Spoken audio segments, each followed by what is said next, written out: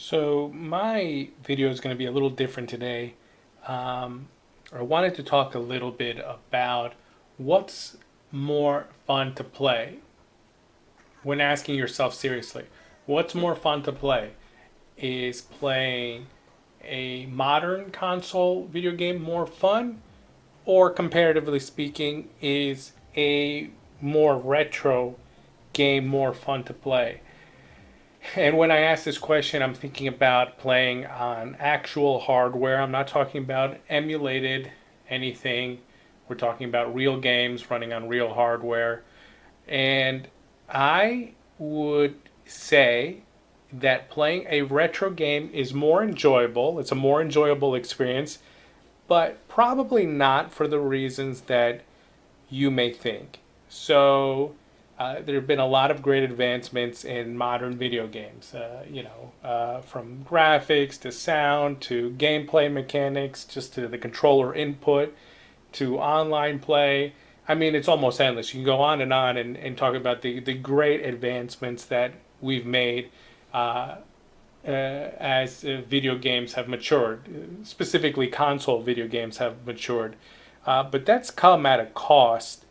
And you're probably thinking, well, maybe he's talking about complexity. Yes, video games have become more complex, and that's a factor too. But I'm not really referring to the complexity of video games.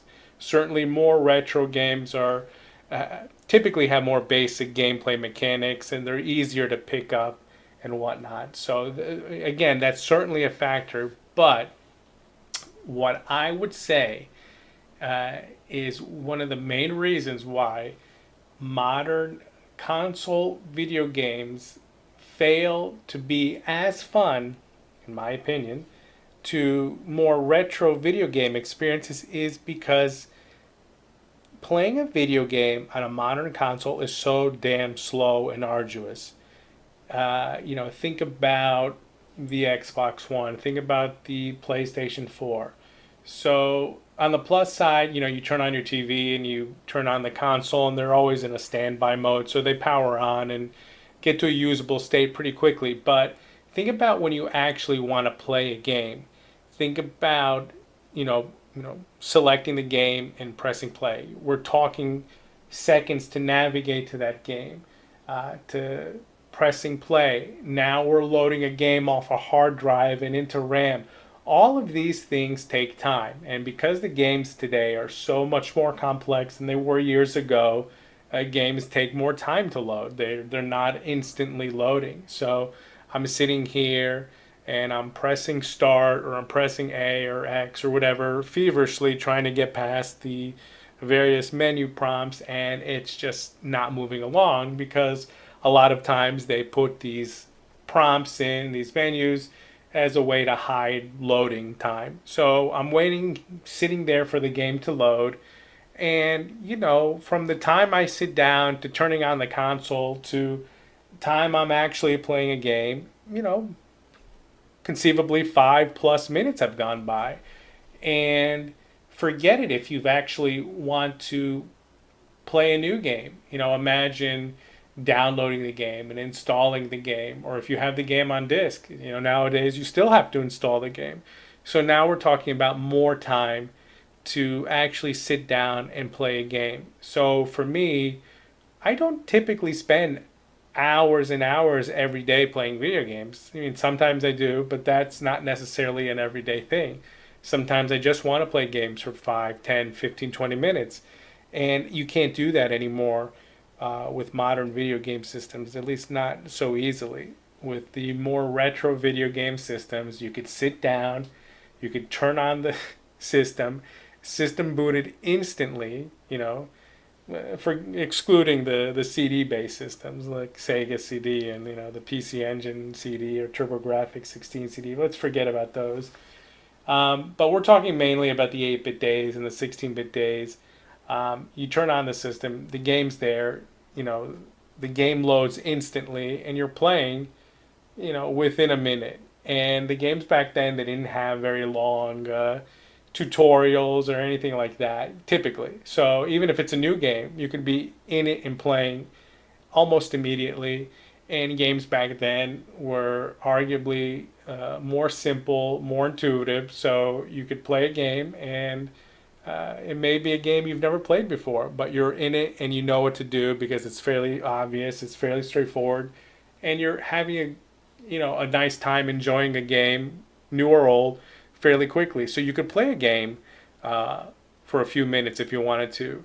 Like imagine, if you wanted to play Street Fighter 2 on the Genesis or Super Nintendo, you could do that, and you can have a couple matches, and you can play the game for 5 minutes if you wanted to. Imagine doing that today, with Street Fighter 4 on the 360 or the PS3, or um, you know, Street Fighter 5 on the PS4. I mean, you're just gonna sit there and you're gonna wait until the game loads, and that's what really I think impacts people's perception on modern video games. They may not articulate and say, it sucks that I've got to wait so long, but the feeling is there. People remember the feeling and they associate something negative about playing a system that takes so long to play the game. So whether they realize it or not that, it's annoying to wait so long, they remember the feeling. So I think that's why playing games on a more retro system was more enjoyable than games are today. And I can only hope that, with the advent of the Xbox One X, that maybe some of these delays and some of these issues are mitigated a bit. Um, One thing I will say about the Nintendo Switch, and I think a reason why it's selling so incredibly well, because it's instant on, and the games load instantly. They're not on disc. They're on these sort of SD cards, and they're loading very quickly. At least by today's standards, they're loading very, very quickly, and you're in it and you're playing a game almost instantly. And I think that really means a lot to people, whether they realize it or not. I can pick up a Switch, I can pick up and play it, and start enjoying myself with a Switch game almost instantly. I can be playing a game for a couple minutes on the Switch before, I can play a game on the Xbox One or the PS4. So I think people really need to start putting pressure on the console makers and game devs that, listen, these wait times, these delays in actually being able to press a game, select a game and press play, it takes too long, and it's just not worth the effort anymore. I think that's why also, PC gaming has picked up in recent years. We're not encumbered by the slow storage devices on the PC necessarily that you'll see on the consoles. You could load games on an SSD drive. The CPUs are faster, the memory's faster. And tablets, again, we're not dealing with these slower storage mediums, and the games are, again, more straightforward, so they typically load faster. So I think that's one reason why people are having issues with modern console games versus the more retro game systems, and even, today's newer forms of playing games like on a tablet or as the PC continues to evolve. So that's my stance. Let me know what you think. Feel free to share your thoughts in the comment section. I'd love to see what you have to say.